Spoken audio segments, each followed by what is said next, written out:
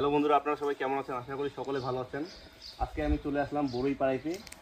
আমাদের বাসার পাশে একটা গাছে, সেই আমার ছোটোকাল থেকে একটা বড়ই গাছ আছে, যেটার ফল আমি ছোটোকাল থেকে খেয়ে আসতেছি, এখন পর্যন্ত সেই গাছটা আছে।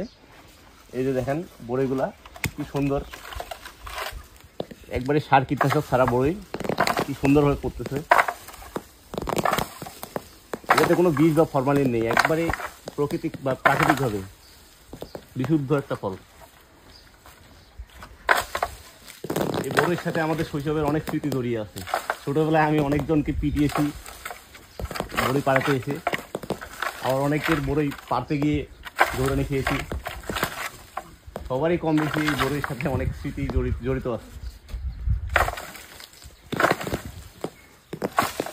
সুন্দর লাগতেছে বড়ইগুলো পাড়াইতে, প্রচুর পরিমাণে ফল ধরে, যেগুলো আমাদের একার খাওয়া সম্ভব না, সবাই খায় আমাদের এলাকার। এইগুলা দেশি বড়ই, এগুলো সাধারণত একটু টক করে, টক মিষ্টি দুটাই আর কি একসাথে মিশ্রিত। আমাদের শরীরের জন্য অনেক উপকারী।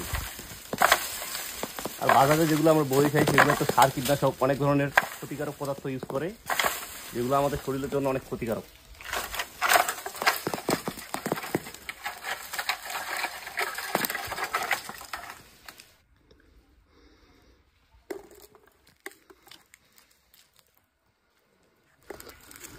কারা কারা বড়ই খেতে চান আমাদের বাসায় চলে আসেন, অনেক পরিমাণে বড়ই এখন গাছে ধরে আছে।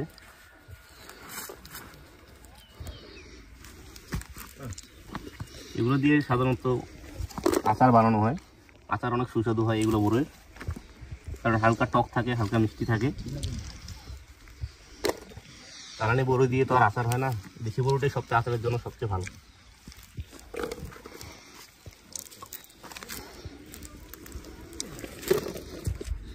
তো বন্ধুরা, ফাইনালি আমাদের বড়ই পাড়া শেষ। এখন আমি একটা খেয়ে দেখি যে কেমন করতেছে বড়িটা। এটা টক মিষ্টি দুইটাই মিক্স আছে বড়িটার মধ্যে, ভালোই লাগে আর কি।